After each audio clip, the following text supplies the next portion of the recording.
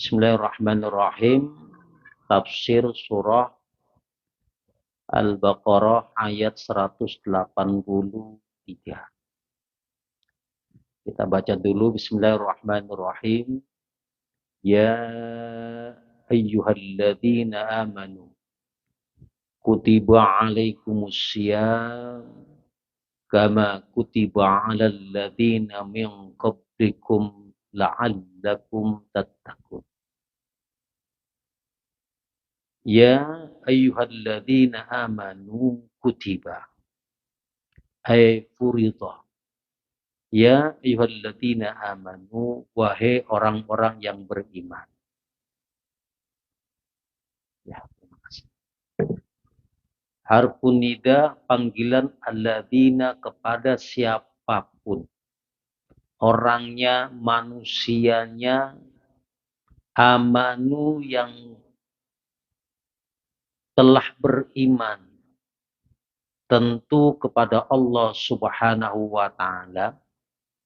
Ayat tegasnya meyakini tentang adanya Allah dan meyakini keberadaan baginda Muhammad sallallahu alaihi wasallam sebagai nabinya, dan pada saat itu mereka mengakui Rasulullah sebagai nabi Muhammad sallallahu alaihi wasallam sebagai rasulnya Allah.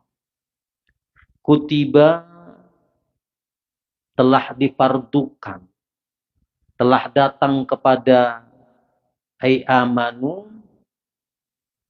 alaikum, kepada kutiba telah datang atau telah difardukan alaikum kepada engkau semuanya, ai tegasnya amanu orang yang beriman.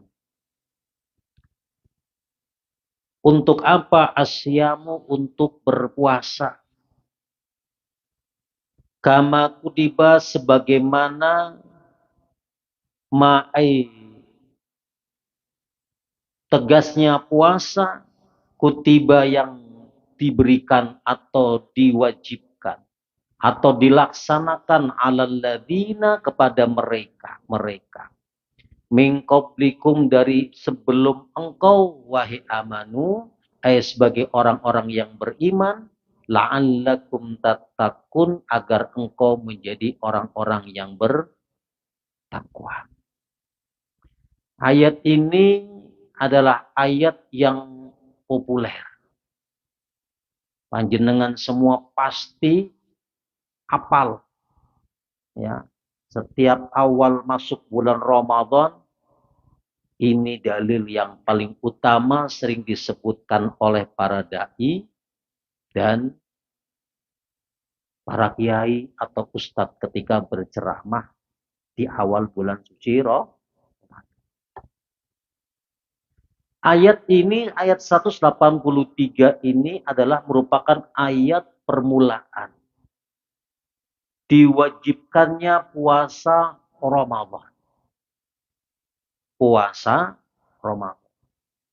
Artinya puasa yang khusus di bulan Ramadan. Berarti apakah ada puasa sebelum itu? Ya. Awalnya umat Islam diberi kewajiban berpuasa 3 hari dalam setiap bulannya. 3 hari dalam setiap bulan. Boleh berpuasa, pilihannya ada 2. Boleh berpuasa atau boleh tidak berpuasa dengan syarat memberikan makan kepada fakir miskin. Termasuk puasa ini juga menjadi bagian daripada ritual ibadah orang-orang yang ada sebelum umat Rasulullah SAW. Maka kalimat kutiba alal ladzina min qablikum ini teridentifikasinya di mana kalimatnya umat terdahulu, itu berarti orang-orang yang beragama sebelumnya, Yahudi dan Nasrani. Nah, memang ada ustadz puasanya orang Yahudi, ada. Orang Yahudi itu biasanya puasa pada tanggal 10 Muharram. Ya, namanya puasa Asyura. Dan ini juga dikerjakan oleh Rasulullah Muhammad SAW. Tetapi untuk membedakan puasa dengan Yahudi ditambah dengan Tasu'ah. Maka 2 hari puasa, Asyura dan Tasu'ah. Kemudian mereka juga puasa namanya Yomus Sabat. Sabat juga hari Sabtu. Mereka puasa. Ada lagi upacara nuptial namanya. Ini upacara pernikahan. Jadi orang Yahudi itu terbiasa untuk kalau memperingati pernikahan atau jelang pernikahan mereka diwajibkan untuk puasa. Kalau di Jawa itu ada namanya mutih. Kalau perempuan sebelum menikah biasanya puasa mutih. Mereka nggak makan daging, nggak makan ya sayur-sayuran atau apa tuh, nggak makan jengkol. Khusus yang dimakan yang putih-putih, nasi tok, ya orang Jawa. Ada lagi orang Yahudi itu puasa namanya Yom Kippur, ya. Nah, saya belum paham nih literasi puasa ini bagaimana, ya.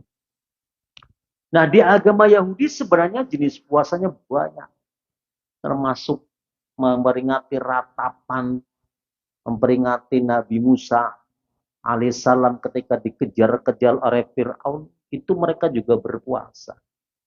Ya. Nah, sementara puasanya orang Yahudi itu lebih ekstrim, Pak. Kalau umat Islam itu puasanya cukup berapa jam itu? 14 jam ya? Berapa itu? 5, 6, 7, 8, 9, 10, 11, 12, 1, 2, 3, 4, 5, 6. Ya, paling mentok 15 jam. Ya. Nah, orang Yahudi itu puasanya penuh 24 jam. Ya. Mereka bisa puasa tidak makan, puasa tidak minum, dan tidak tidur. Ya, jadi sudah nggak makan, nggak minum, nggak tidur.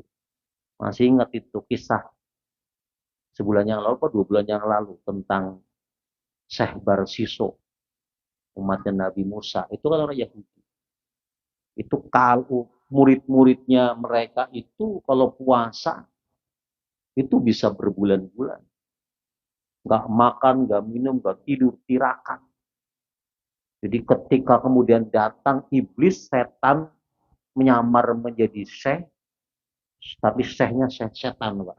Syekh setan itu ya. Mereka iblis itu memamerkan kualitas puasanya dia. Karena tahu kalau orang Yahudi ya itu kalau puasa itu paling kuat. Nah, muridnya Barsiso itu kalau berpuasa itu berhari-hari dan nggak tidur, tidak tidur mereka.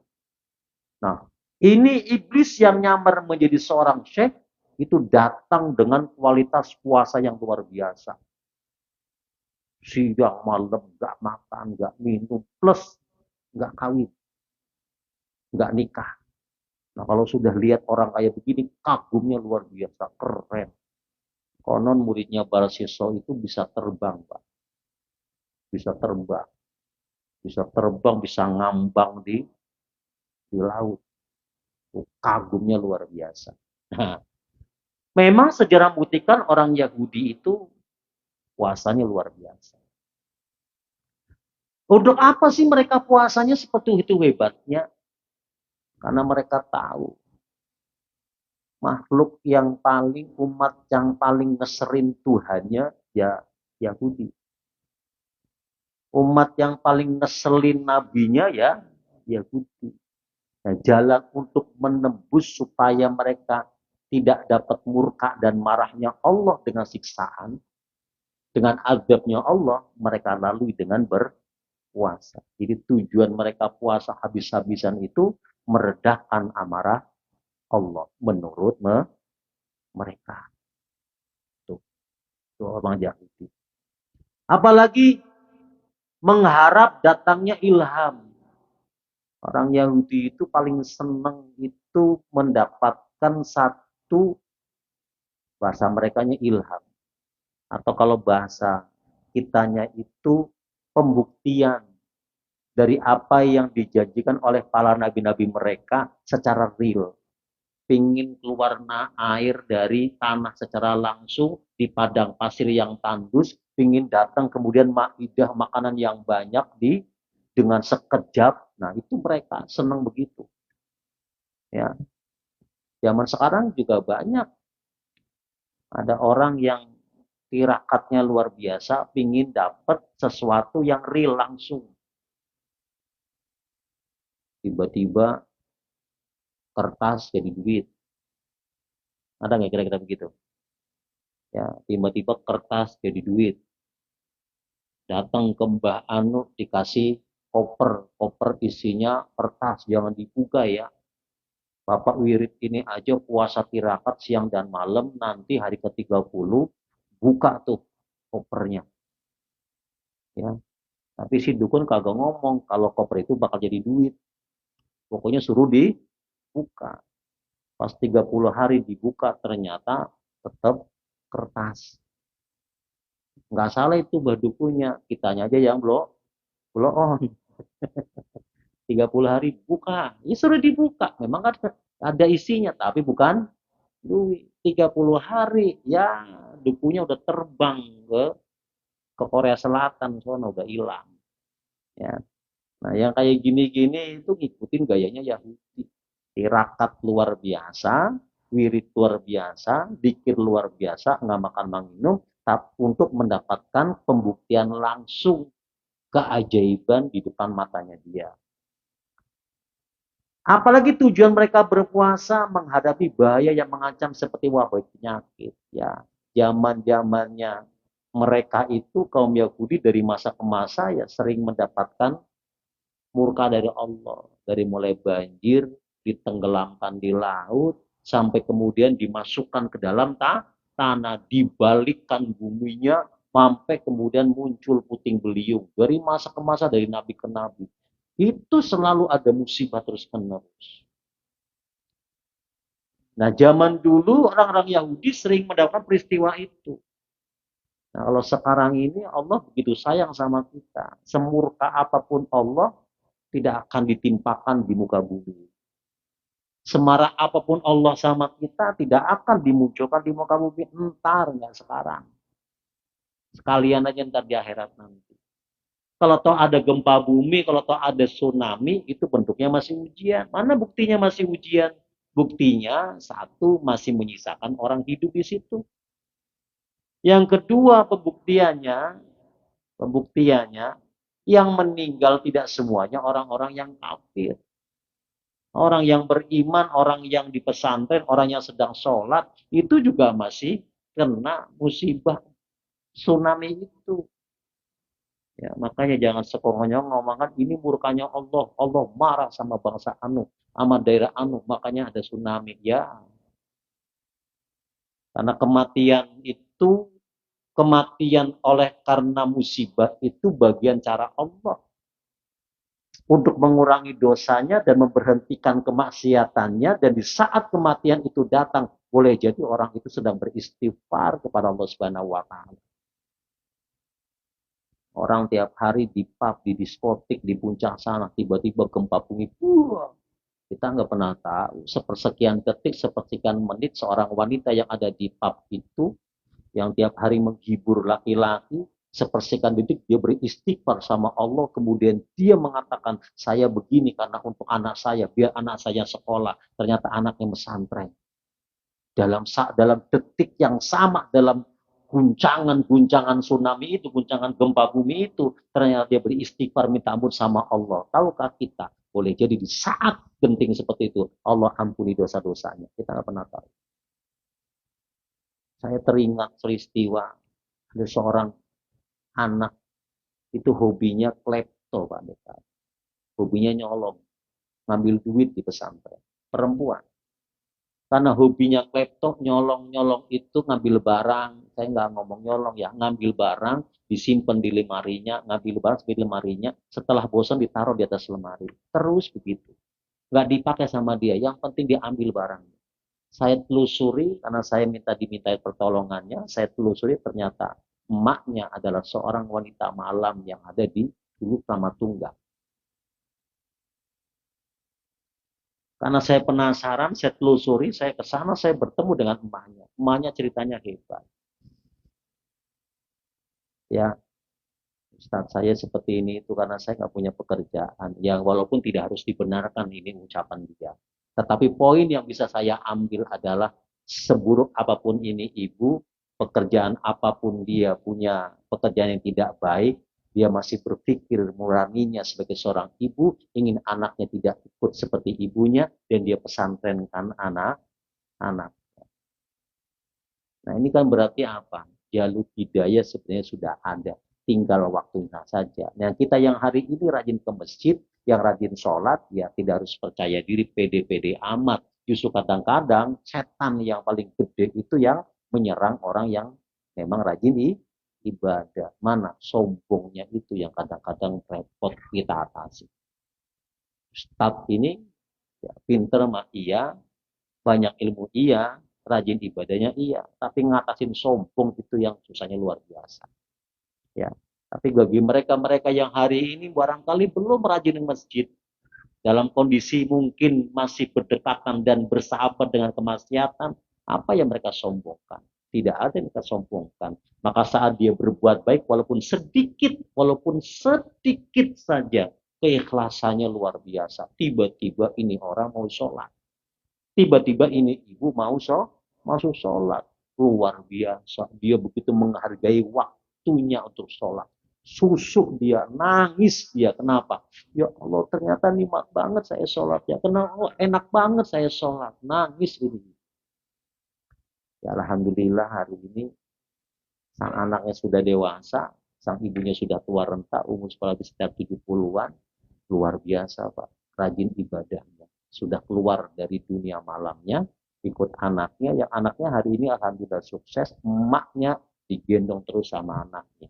Pakai kerudung, rajin ngaji, bahkan kuat membaca Al-Quran. Siapa sangka kalau dulu dia adalah mantan wanita malam. Bapak yang berbahagia, ada empat puasa yang penting yang ada pada Yahudi.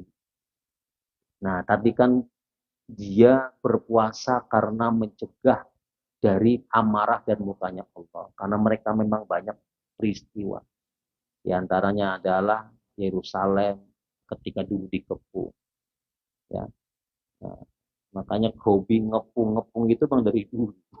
Kalau sekarang ngepung, ya orang-orang Palestina ya emang hobi mereka seperti itu. Apalagi pada saat tembok Yerusalem didirikan, jadi tembok ratapan, itu mereka puasa. Hari di mana tembok ratapan itu didirikan, mereka puasa. Apalagi ketika kuil Yahudi itu dirobohkan, mereka juga puasa. Banyak puasanya mereka.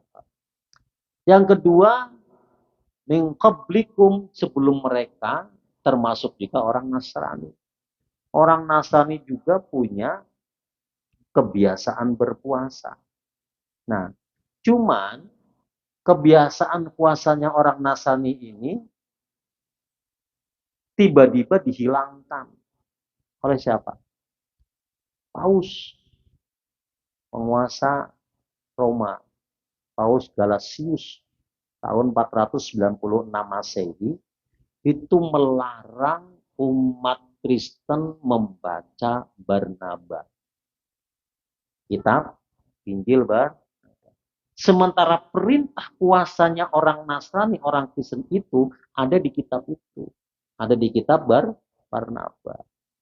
Akhirnya karena dilarang membaca ini kitab Barnaba, Injil Barnaba, maka turun-temurun sekarang umat Kristen tidak punya tradisi berpuasa seperti umat Yahudi. Jenis puasanya mereka itu mirip dengan puasanya orang-orang Yahudi. Tapi tradisi itu sekarang sudah mulai berkurang. Kalau toh ada mereka berpuasa, puasanya sekedar himbauan saja, boleh puasa, boleh tidak. Nah, Bapak Ibu yang saya muliakan, kenapa kemudian panggilannya adalah ya ayyuhalladzina amanu, orang-orang yang beriman. Ini menunjukkan bahwa puasa yang sekarang, puasa yang pernah disyariatkan oleh Rasulullah pada saat Rasulullah berada di Madinah kemudian turun ayat ini menunjukkan bahwa orang beriman, orang ini ada puasa yang nanti berbeda dengan puasa yang lainnya. Ada puasa yang berbeda dengan puasa-puasa yang sebelumnya Rasulullah laksanakan. Kemarin kan cuma 3 hari doang. Tapi sekarang ada puasa yang kutiba, yang kemudian wajib bagi kalian. Dan ini puasa nggak sembarangan. Kok nggak sembarangan? Iya, puasa ini waktunya 1 bulan lamanya. Coba. Maka karena puasa ini begitu berat, maka yang ditekankan adalah alladzina amanu, mereka-mereka yang beriman. Kalau nggak beriman, jelas pasti ogah. Nggak mau. Ya. Kenapa? Karena puasa Ramadan ini dilakukan selama 1 bulan penuh. Orang disuruh meninggalkan makan sama meninggalkan syahwat itu beratnya luar biasa. Sok sampean. Suruh ninggalin yang lainnya mungkin bisa, Pak. Tapi kalau suruh ninggalin makan susah. Kalau bukan karena iman nggak ketemu, Pak. Sok atuh lihat di bulan Ramadan. Islam, Pak, tapi belum tentu kualitas imannya bagus.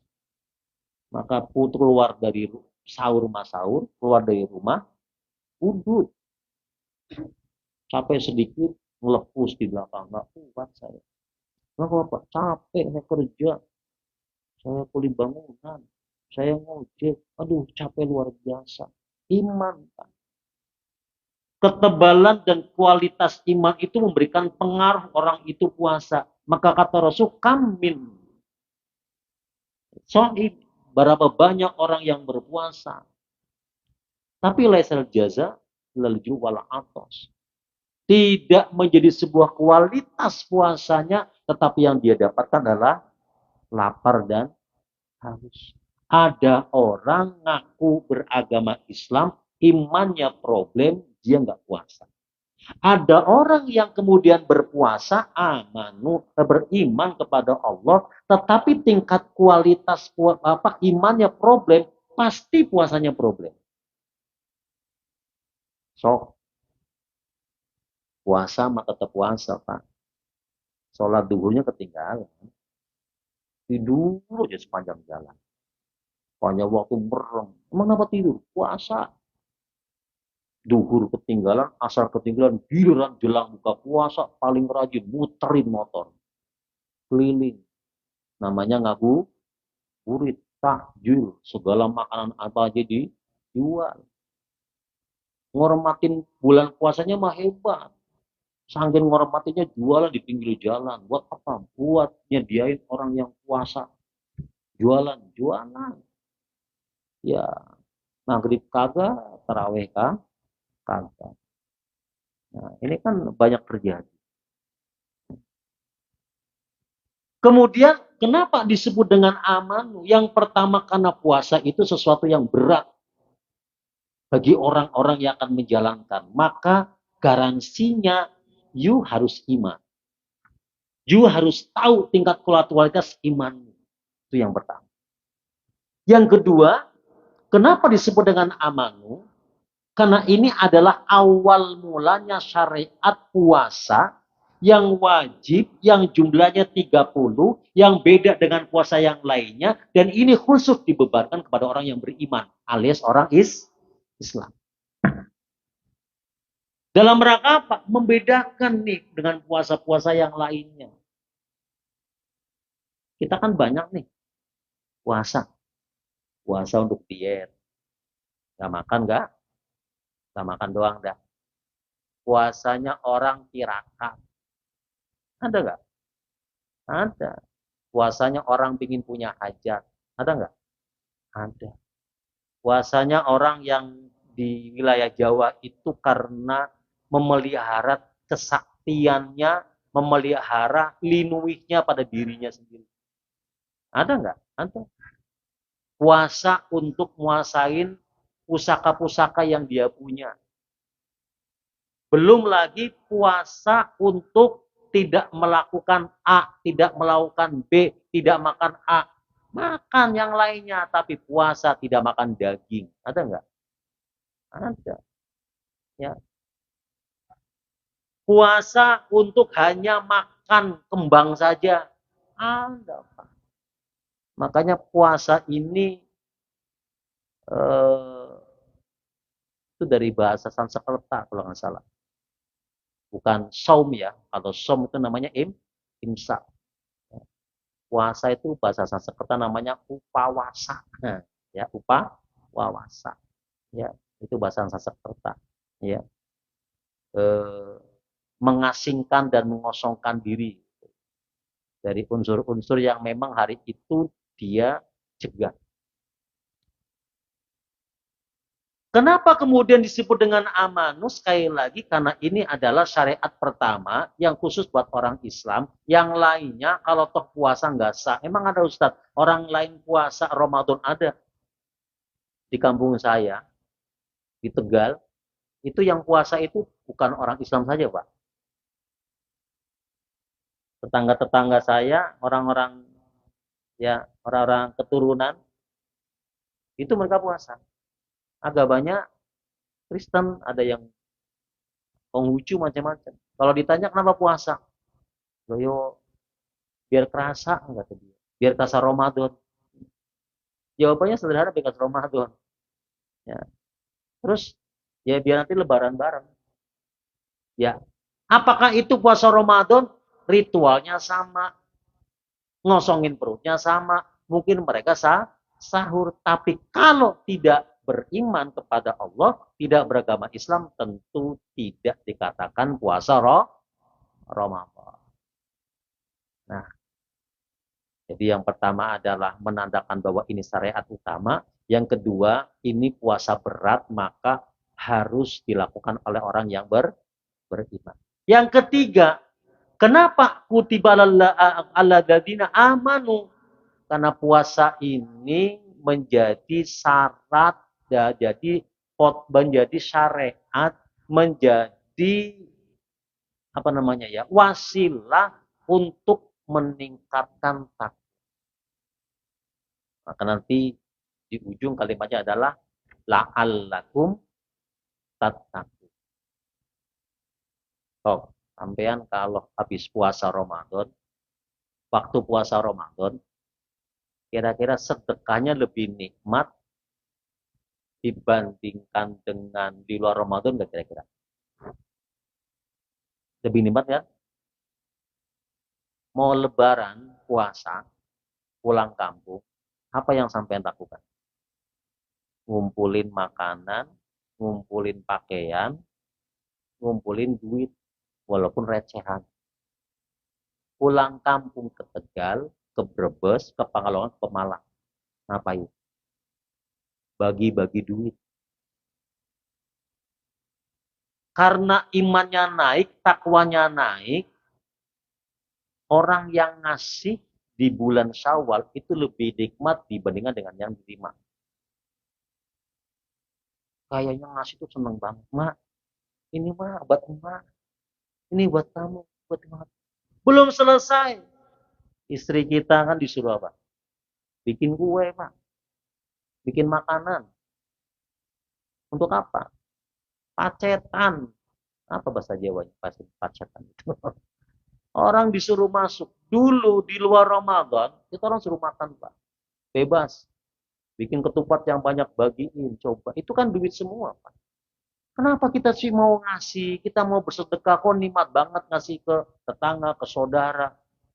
Ya karena efek peningkatan keimanan lewat puasa Ramadan.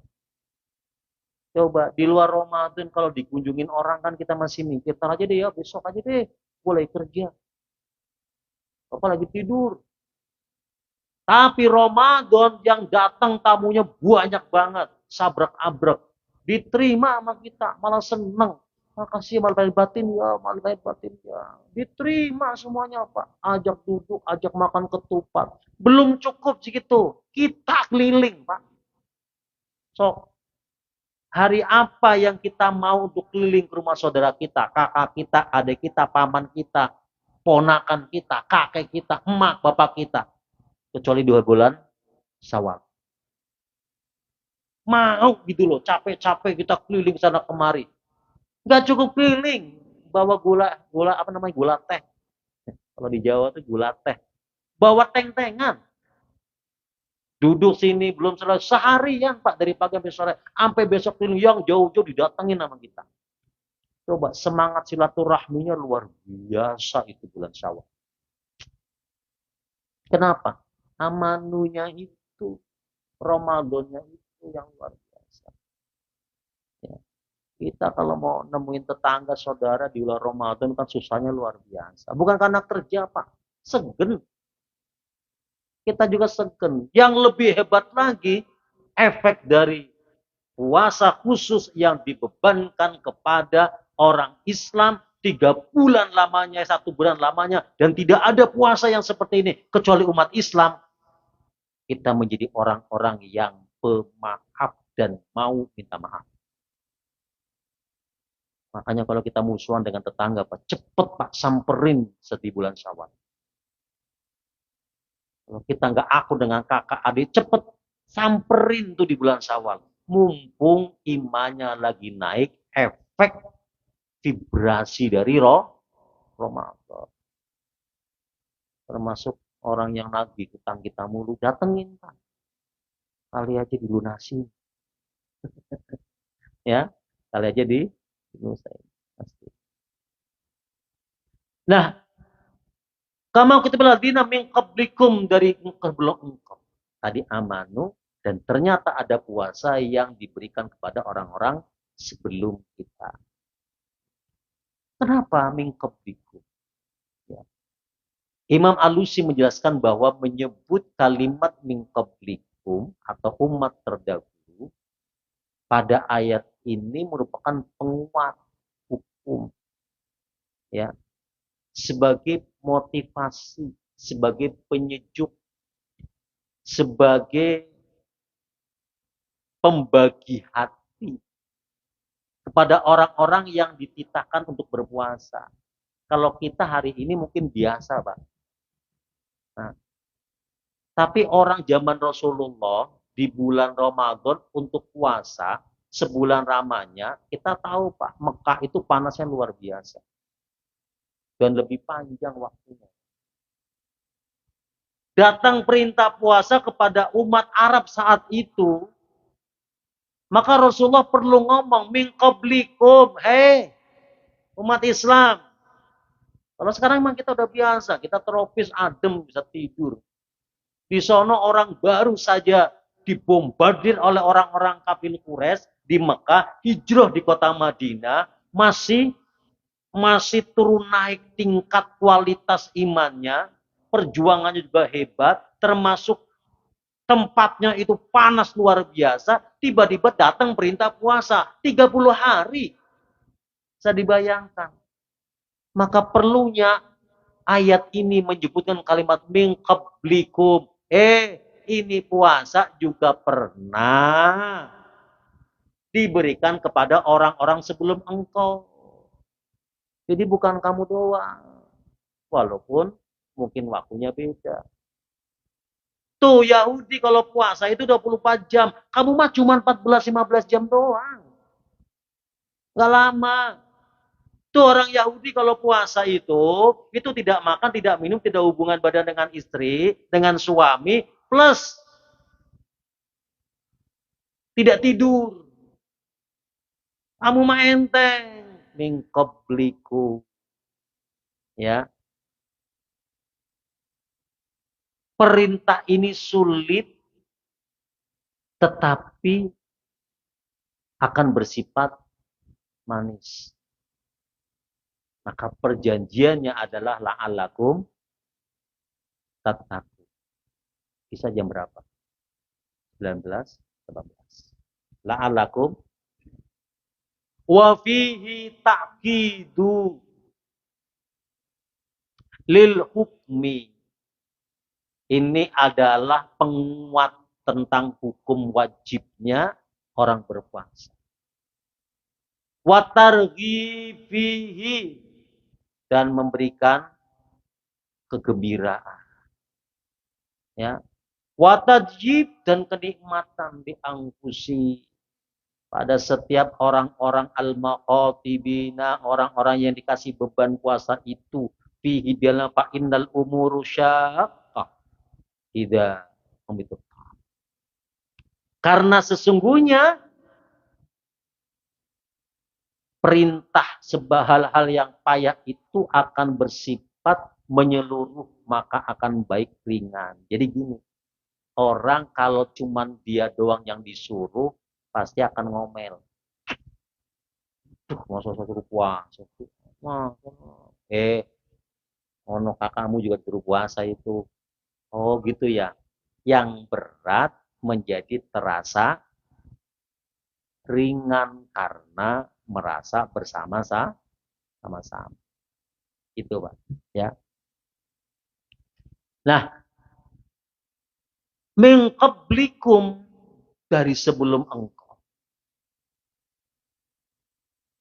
Bahwa ternyata puasa sebenarnya syariat-syariat yang sudah lama. Yang sudah ada. Ya. Nah, tujuannya apa? La'allakum tattaqun. Agar engkau menjadi orang-orang yang bertakwa. Jadi dengan puasa orang itu bisa naik pangkat takwa. Apa bedanya amanu dengan takwa? Amanu itu adalah sebuah masih pada tatanan iman. Tatanan percaya. Ya, tatanan percaya. Nah, dengan percaya itulah kemudian dia sholat, dia puasa, dia zakat. Panjenengan datang ke sini kan kenapa sholat? Karena amanu dong. Betul nggak? Kalau amanu berarti kafaru. Ingkar sama. Panjenengan datang ke sini itu karena apa? Karena amanu. Nah, karena amanu itulah Anda sholat. Tetapi pertanyaannya adalah apakah sholat itu sudah menjadi nilai yang berkualitas dalam keimanan kita? Belum tentu, Pak. Satu barisan orang sholat ini kan di otaknya beda-beda. Ada yang lama amat ya, gak kelar-kelar. Waduh, ayatnya panjang banget ini. Itu belum kalau dalam sholat itu masih ada unsur motivasi yang lain. Sholatnya pingin biar rezekinya lancar. Pingin supaya terhindar dari api neraka. Pingin supaya A, B, C, dan D. Nah, tatakun ini adalah menyamakan vibrasi apa yang dia lakukan dengan kehendak Tuhan. Itu tatakun. Kehendak Tuhan itu adalah kita diminta untuk menjadikan sholat sebagai prosesi dialog antara hamba dengan Tuhannya. Muncullah yang disebut dengan tatakun. Tapi ciri orang tatakun itu, dia mengalami kenikmatan saat menghadap Tuhan. Jadi kalau mau ukur amanu dengan tatakun, ya bedanya gampang, Pak. Kalau amanu kecenderungannya sholatnya masih gambiar kalau Jawa bilang. Tapi tatakun sudah fokus. Sudah fokus. Sujudnya fokus, iktidalnya fokus, bacaannya fokus. Itu sudah fokus, Pak. Ya, itu bedanya.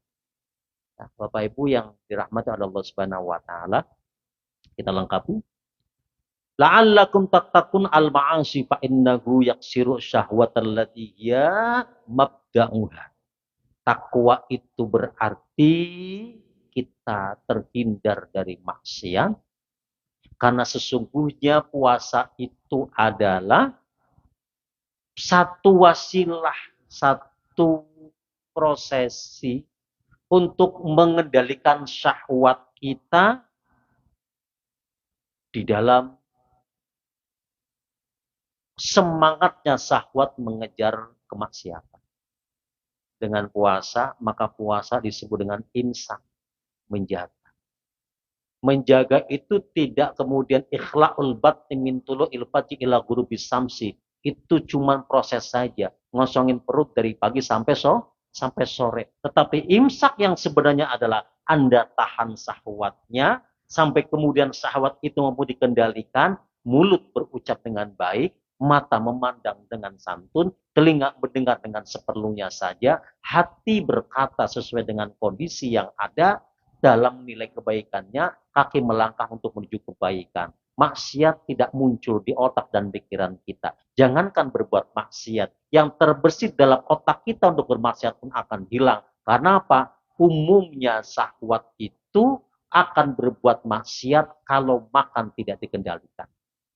Umumnya syahwat maksiat itu akan jalan kalau makanan yang kita ambil itu berasal dari syahwat yang buruk, di mana yang datang dan kita ambil adalah makanan yang haram. Kebaikan itu seperti magnet. Kalau baik pasti akan yang mendekat baik. Keburukan itu juga seperti magnet. Kalau yang dimakan itu buruk, pasti akan mendekat itu yang buruk-buruk. Otaknya juga buruk, pikirannya buruk. Jadi politisi pikirannya juga buruk. Jadi pedagang juga pikirannya buruk. Kenapa? Karena yang dimakan buruk. Makanya hati-hati dengan anak-anak kita. Jangan sembarangan dikasih makanan yang haram.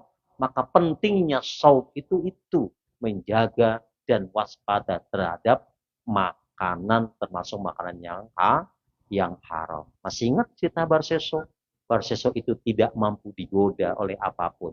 Tetapi ketika iblis datang kepadanya dan ngomong, "Hai Barseso, engkau pingin seperti saya takwanya?" Si iblis ngomong, "Iya, kalau gitu berbuatlah maksiat." Terus ngapain? Kau berzina? Nggak mau saya. Dosa. Kamu nyolong? Nggak mau. Kamu ngerampok? Nggak mau. Kalau begitu, kamu makanan-makanan haram. Sedikit aja. Ya sudah, boleh nggak apa-apa. Itu di sana ada yang jual minuman keras. Kamu ambil sedikit aja. Satu log. Datanglah Mbak Seso ke tempat itu, kemudian yang jualan perempuan. Ini kita di zaman Nabi Musa. Diambil itu minumannya, makan makanan yang haram. Itu minuman keras. Karena minum minuman keras, dia mabuk. Dari mabuk itulah kemudian dia perkosa penjualnya. Dia bunuh suami si perempuan itu dari minum makanan yang haram. Dia membunuh orang, dia memperkosa orang lain. Selesai urusannya, dia jauh dari Allah Subhanahu wa taala. Wallahu a'lam bishawab. Kalau ada yang bertanya silakan. Sudah tidak ada ya? Cukup kita tutup dengan baca hamdalah. Alhamdulillahirabbil alamin. Wallahu fiqh. Assalamualaikum warahmatullahi wabarakatuh.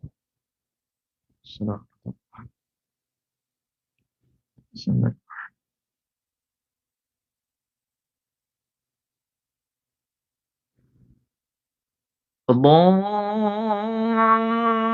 akbar, Allahu akbar.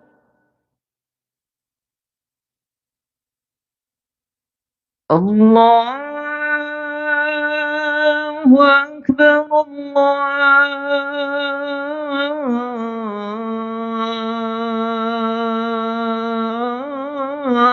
akbar. أشهد أن لا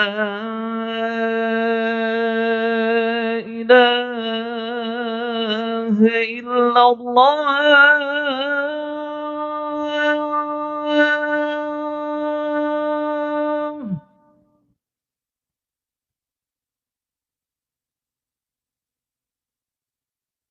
أشهد أن لا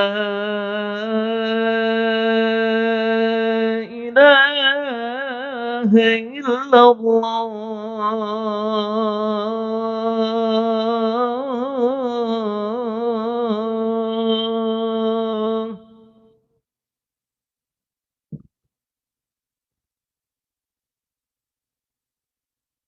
أشهد أن محمد رسول الله.